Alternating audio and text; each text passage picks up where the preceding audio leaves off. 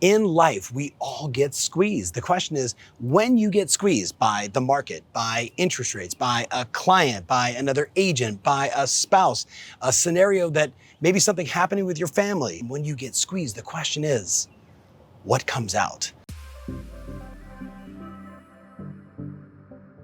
You might be finding yourself in that moment again where you're feeling the squeeze, right? The squeeze. I go back to a conversation I had with Wayne Dyer a million years ago when he said to me, in life, we all get squeezed. The question is, when you get squeezed by the market, by interest rates, by a client, by another agent, by a spouse, a scenario that maybe something happening with your family, we're all getting squeezed. He kept saying, Tom, when you get squeezed, the question is, what comes out?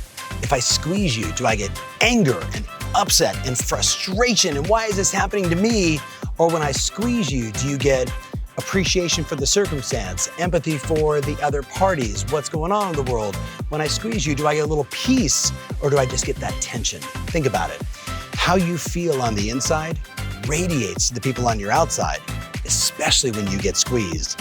I was in an airport a few days ago in Rome, and a woman was just out of her mind screaming because her bag was missing. Now, eventually the bag was found, but it was 45 minutes of screaming at the top of her lungs as if somehow screaming because of that little squeeze, she was gonna make the situation better.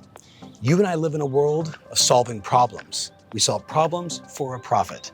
The most important issue for you and I today in a marketplace with interest rates, with all the things happening in the world, is the recognition that we're going to get squeezed over and over again.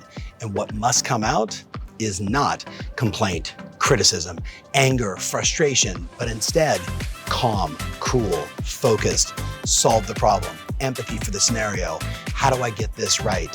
How do I get this right? That's the game, always and forever, because you're always going to get squeezed.